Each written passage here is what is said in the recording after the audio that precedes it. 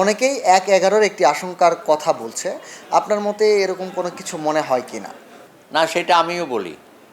আমি বলি অন্যভাবে, যে আপনাদের দায়িত্ব দেওয়া হয়েছে বাংলাদেশকে একটা গণতান্ত্রিক পথে এগিয়ে নিয়ে যাবেন এবং দ্রুততম সময়ে।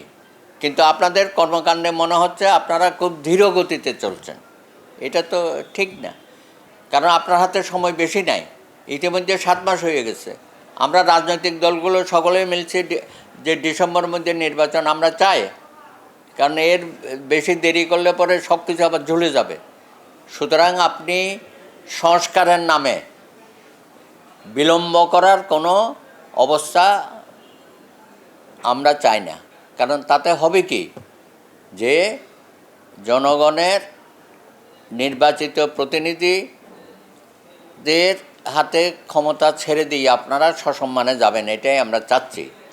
কিন্তু আপনি যদি এটার ব্যত্যয় ঘটান এবং সংস্কারের নামে রাজনৈতিক দলগুলোর সাথে আলোচনার কথা বলে মাসের পর মাস সময় নিয়ে যান, এটার তো কোনো প্রয়োজন ছিল না। আপনি সংস্কার করেন না কেন? আইনশৃঙ্খলা বাহিনীর সংস্কার করেন। আমরা কি কেউ বলছি যে করা যাবে না? প্রশাসনের সংস্কার করেন। আপনি নির্বাচন কমিশনকে যত পারেন সংস্কার করেন, তাদেরকে সর্বোচ্চ শক্তিশালী করেন, সুপ্রিম পাওয়ার দিয়ে দেন। আপনি দুদককে শক্তিশালী করেন, সংস্কার করেন সেখানে। তো আপনি বিচার বিভাগকে সংস্কার করেন। এই বিচার বিভাগের মধ্যে কী ধরনের অবস্থা আমরা চলছি? এখানে উচ্চ আদালতে আপিল বিভাগে মাত্র 4 জন বিচারপতি, প্রধান বিচারপতি সহ, যেখানে 9 থেকে 11 জন বিচারপতি থাকার কথা। তো তারা তো মামলার ভারে জর্জরিত, এবং হাইকোর্টের বিচারপতির সংখ্যা কম। তারা তো ঠিকমতো তাদের কার্যক্রম করতে পারছে না।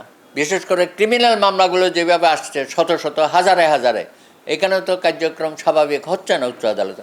আপনি নিম্ন আদালতে যান, সেখানেও একই অবস্থা। সুতরাং এগুলো সংস্কার করে ফেলেন, এগুলো নিয়ে তো আলোচনার দরকার নেই। সুতরাং কিছু কিছু সংস্কার আছে, এটা রাজনৈতিক দলের আলোচনারও প্রয়োজন নেই, আপনারা নিজেরাই করেন। আর বেসিক যেগুলো সংস্কার, সেগুলো আসলে আপনাদের জুরিসডিকশন নাই, আপনাদের এখতিয়ারের মধ্যে নাই। এটা আগামী দিনে যারা নির্বাচনের মাধ্যমে জনপ্রতিনিধি। মালয়েশিয়ান প্রযুক্তিতে তৈরি অত্যাধুনিক cleaning machine modern vacuum cleaner যে কোনো ধরনের ধুলো ময়লাকে পরিষ্কার করে ঘরকে করে তুলুন চকচকে ও আকর্ষণীয়। Modem, brand of luxury.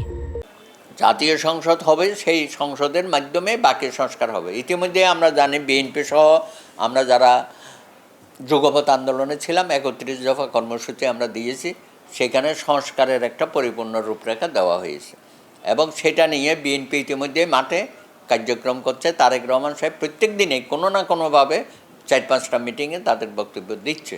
অর্থাৎ তারা একটা প্রশিক্ষিত কর্মী বাহিনী তৈরি করছে। আগামী দিনে এই কর্মী বাহিনীর মাধ্যমে 31 দফা প্লাস আরও যা যা সংস্কার করা প্রয়োজন সেটা কার্যকর করার জন্য একটা কমিটমেন্ট, একটা প্রতিশ্রুতি তারা দিচ্ছে। আপনি যদি মনে করেন যে 31 দফার মধ্যে আরও কিছু, তাহলে আমাদেরকে সাজেশন দেন, আমরা সেটা নেব। কিন্তু আপনি তো সব সংস্কারে হাত দিয়ে অবশেষে তো কুসংস্কার আর অপসংস্কার হয়ে যাবে।